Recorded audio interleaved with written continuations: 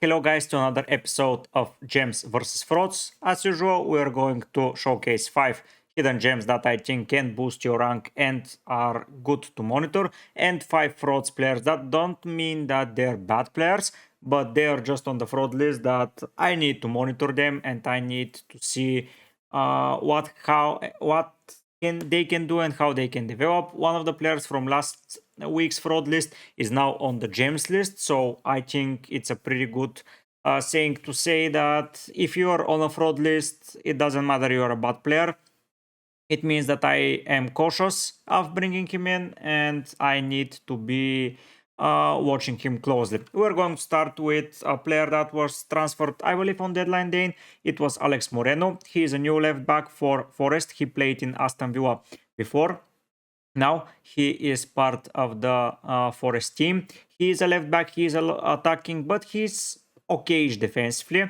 He got a yellow card, but got a bonus point. And Aina has been popular since the start of the season, but this guy, I think he can skyrocket in popularity pretty soon. Forest do not have the easiest of fixtures run, but still Brighton, Fulham, Palace, Leicester, West Ham, even Newcastle, Ipswich after that, those are games that they can keep several clean sheets, and I believe Alex Moreno is going to do well. He just pocketed Mohamed Salah, and for game week 5, I believe that against Brighton, if Joao Pedro is not playing, he can do really well against Minte, who is another straight player that is just going direct player, to say the in more detail. But yeah, Alex Moreno, a pretty good shout out in my opinion. Next up is Mateta. He was on my watch list for sure because he was not doing anything, because Brentford 0, West Ham 0, Chelsea 0, his numbers were awful. But against Leicester, he showed the dog in him and he scored a pretty goal. It was on the edge of an offside, but it was okay at the end. And then he took a penalty instead of Eze. He just showcased that when he's there and if he wants to take the penalty, he will, because he just got that little dog that I mentioned that is just going to take the penalties and is going to do well. 13 points from him. I was not expecting that performance. I was expecting Eze to be more involved, but at least at 4.4, I believe that this is a really solid guy. I know the fixture run is not of the most amazing ones, and until the end it's a mixed bag, but maybe from game week 18 this guy can become staple in a lot of our squads. Next up we have another player. This was the player on my fraud list fraud list last week, but now he is in the gems. 25%, I believe it's currently a good percentage of ownership. He has okay fixture in the next two. United is not that hard to score against. Fulham, Bournemouth, even Spurs. Okay, Liverpool are not that easy to concede, but after that, you can really do well with Ollie Watkins. And if he remains fit, and if Durant just keeps coming over on the bench and they can share the minutes, it's going to be amazing. 3 bonus points, a lot of goals scored. He missed 2 or 3 more chances, so yeah, he was amazing. Against Wolves, I believe that not owning him will hurt me. So yeah, I believe I spoke pretty genuinely about Ollie Watkins last week. Guy pointed in the comment section that he did pretty alright. Yes, that's true, but I can make mistakes, and even if a player is on the fraud list, that does not matter that he is not going to do well. It means that he is semi-popular, or at least either pretty or semi-popular, and he has not been performing up to par yet. But now Ollie Watkins back to speed, and I believe now the goals are going to keep coming. Next up on the list is a player called Dibling. This player, I know this plays for Southampton, but for me he is one of the most exciting young talents in the Prem. I wasn't too sure about his qualities, but against Manchester United he was so good. He assisted the penalty, so he was brought down for the penalty, and yeah, he was just pretty good up until the 30th minute. And I believe as he grows more and more into the Prem, this guy can become a pretty much of a steal. And two fixtures against Ipswich and Bournemouth. After that, it's Leicester, Everton, Wolves. It's not that hard of a fixture, and especially for a 4.5 player, I will be closely monitoring him, and I may consider him as a 8 attacker. Cheap, reliable, not for minutes, but for something that excites us. pretty good. Let's see how he develops. For sure, he's on the gem list. And finally, is going to be Jorgen Larsen. This guy has been flying under the radar, under 1% ownership. He has missed several chances, but he has been scoring some points. A goal, an assist, some solid numbers. Elsewhere, I don't think the numbers speak a lot. He's just okay for the price of 5.5, and with that bad fixture of a run, Arsenal, Chelsea, Forest and Newcastle, because all of those teams are considered better than Wolves, then Villa and Liverpool. For sure, I can monitor him. Then for Southampton, Bournemouth, Everton, Ipswich, I would most probably want him after game week 11 as my third striker option. He is solid even after game week 8. He is a shout out. Game week 10, Crystal Palace are not keeping a lot of clean sheets, but for 7-8 weeks, Wolves are going to be popular. Let's see how Cunha plays, but for sure, Larsen excites me as a player, and he seems to be starting every game. He is not playing a lot of games to full 90, but over 80 minutes every game. I don't know what else you can want from that, and I believe that he can develop even more.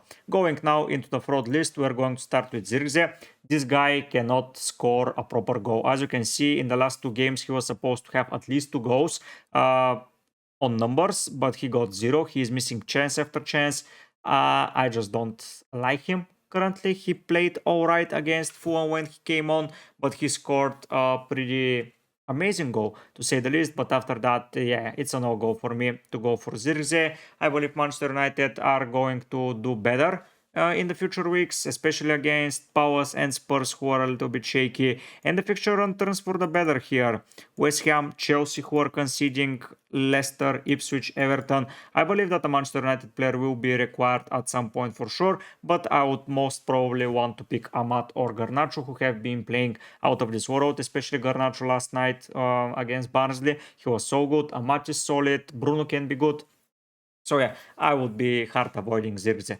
Next up, going into the next player that I would avoid, that is Morgan Rogers. If you have him, keep him, but if you don't, just don't go for him. This guy is playing amazingly well, but nothing for FPL. He is making the pass before the last pass. He's taking players one-on-one a lot, but he's being brought down. He had several chances to score. He got a combined of 1 expected goal involvement, and he hasn't been involved in anything.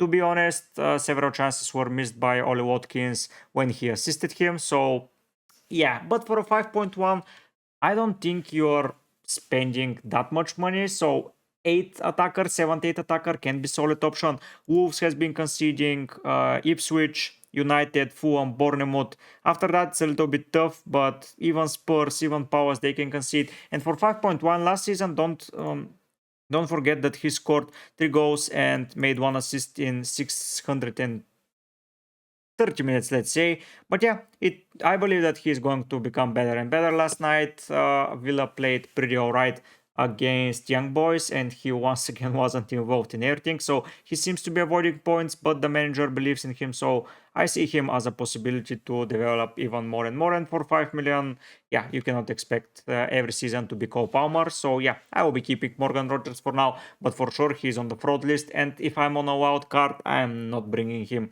even in. Yeah, I will be taking him out.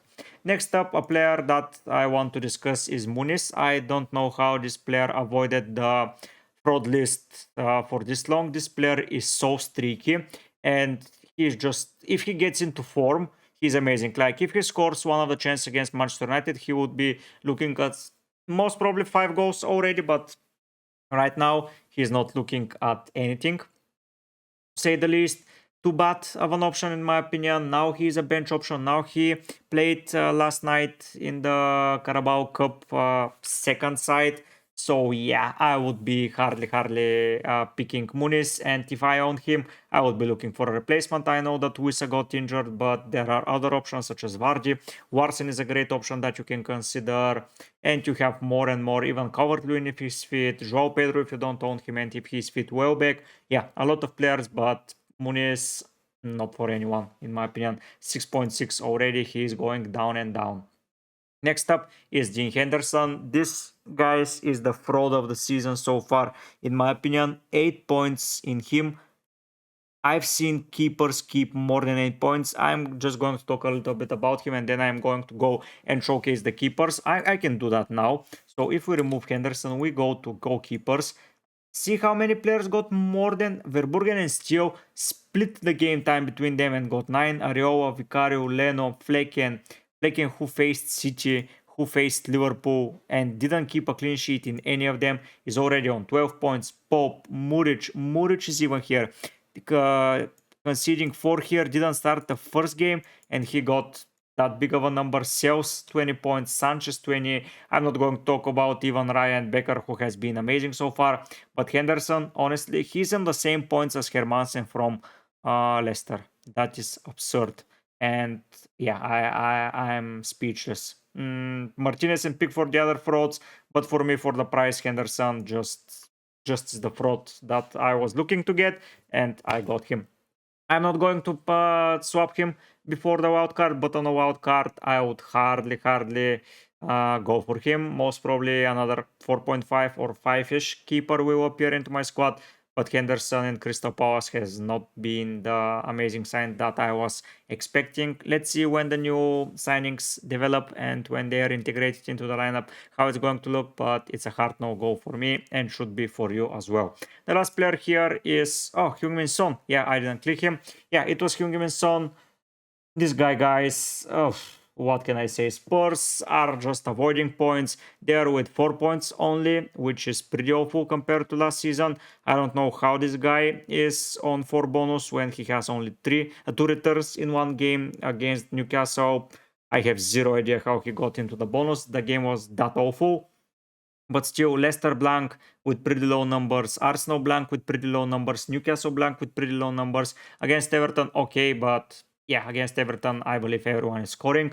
So yeah, Heung-min Son on the biggest fraud watch list of them all. I don't like him centrally. I don't like him on the left currently. I need to see improvement from Spurs. And yeah, Son has been the player that has been most hurt in my opinion. It doesn't look good for him now. Brentford at home, I believe that he can improve, but let's see. A better fixture run for sure it's coming.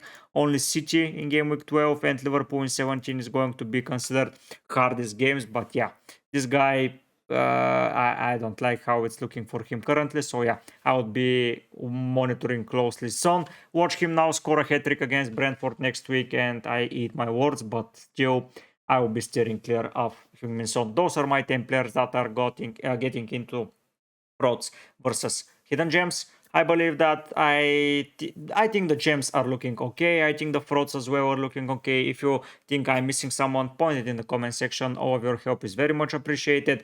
I'll be not doing a deadline stream, so you will see my lineup in tomorrow's video. Then I will most probably upload another one on Saturday before to see if we have any changes. But yeah, UCL still in play. We have Carabao Cup games, so we have a lot of fixtures to monitor before finalizing the squad. Stay tuned. Yeah, if you like any of those 10 players, give it a shout out in the comment section. Thanks so much for watching. But for now, guys, I'll be heading out. Bye.